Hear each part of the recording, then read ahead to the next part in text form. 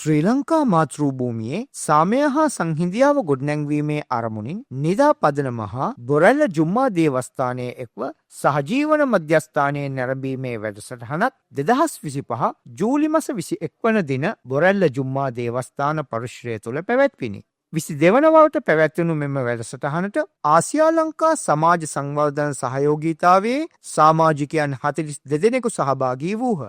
එහිදී සමෘද්ධිමත් සමාජයක් නිර්මාණය කිරීමෙහිලා සමගිය හා සහජීවනයේ අවශ්‍යතාවය පිළිබඳව අවධාරණය කෙරුණු අතර ඉස්ලාමය හා මුස්ලිම් වරුන් සම්බන්ධව ඇති වැරදි වැටහීම් සඳහා නිවැරදි අදහස් ඉදිරිපත් කරමින් පැහැදිලි කරන ලදී. ගොඩක් ප්‍රශ්න තිබ්බා. ඒක දැන් මෙතන ආවට පස්සේ දක්වා දැන් ඕම්පි කාලෙක වට පස්සේ මුස්ලිම් වරුන් ආහාර ගන්න නැතුව ඉන්න එක විතරයි. ඒ වුණත් එහෙම නැහැ. ඒගොල්ලෝ පංචේන්ද්‍රයන් පිනවන්නේ නැතුව ඒකෙන් ඇස කන නාසය දිවි ශරීරය කියන පංචේන්ද්‍රයන් වලින්ම පැලිකලා ඉන්න දෙයක් කරන ඒ කාලෙ පිට ඒගොල්ලෝ ඇස්වලින් පව් කරන්නේ නැහැ. කේලම් කෙලේ වගේ දේවල් කරන්නේත් නැහැ. ඒ වගේ දේවල් ඉගෙන ගත්ත ඇතරම මම මෙතෙක් ආවට පස්සේ දුනාචාරියා නීතිය ගත්තට පස්සේ ළමයි කිපදිච්ච දවස් ඉඳලා නැති වෙනකම් මේගොල්ලන්ට අසාධාරණ ඕන විදියට ඒගොල්ලෝ කොහොමද දෙවියන්ව අදහන්න ඕනේ. ඊට පස්සේ කොහොමද ඒගොල්ලෝ වත් පිළිවෙත් කරන්න ඕනේ. දෙමව්පියන් සලකන්නේ කොහොමද? දුගියන්ට සලකන්නේ කොහොමද? තම වැඩිපුර හම්ප කරලා ඒව ගොඩ ගහගෙන ඉන්නේ නැහැ. ඒකෙනු පොඩසක් කොහොමද නැති බැරියට දෙන්නේ. ඒ වගේ දේවල් ඉගෙන ගත්ත ඇතරම මම මෙතෙක් ආවට පස්සේ ඒක තව පොද දෙයක් කියලා මට හිතෙනවා. පල්ලියකට අද ඇවිල්ලා එයාලගේ සංස්කෘතිය, එයාලගේ විශ්වාස, ඒ දේවල් ගැන අද ගොඩක් දේවල් දැනගත්තා. මම මේ මගේ පළවෙනි වතාව නෙමෙයි පල්ලියකට ගිහින් තියෙන දෙවෙනි වතාව. හැබැයි ඒ අත්දැකීමට වඩා ලොකු අත්දැකීමක් මම අද ලබා ගත්තා. අද එයාලගේ නීති ගැන අපි අතර තිබ්බ වැරදි වැටහීම් ගොඩක්ම දුරු වුණා.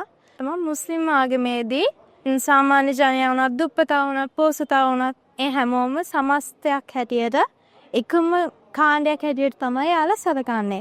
ඒක මම ඇත්තටම අද ඉගෙන ගත්තේ. මම ඊට කලින් දැනන් ඉඳියේ නැහැ. වෙනත් ආගමික කෙනෙක් විදියට සාමාන්‍යයෙන් වැරදි අවබෝධ තියෙනවා ශ්‍රී ආගම ගැන. මම කාන්තාවක් විදියට මම යහන් ළමෙක් විදියට කාන්තාවන්ට තියෙන තැන කොතනද කියන තැන ඇත්තටම මෞලවිතුමාලත් එක්ක කතා කරලා දීර්ඝ කතාවකේ ගොඩක් වෙලාට මේ ලොකු නිවැරදි කිරීමක් ලැබුණා.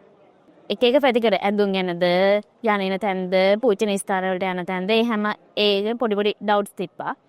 ගොඩාරියක් ක්ලියර් වුණා. ඒ කියන්නේ බොහොම ස්තුතියි. නම් මේ විදිහට කියන්න.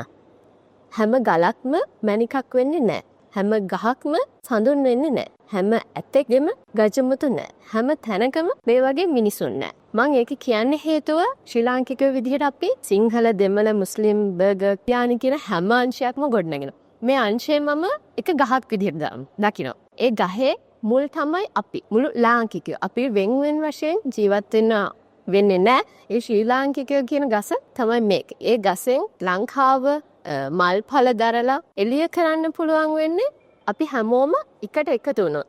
ඉතින් මේ වගේ කාර්යයක් බොරළ ජුම්මා පල්ලියෙන් කරන එක ඒක ගැන බොහොම සතුටුයි.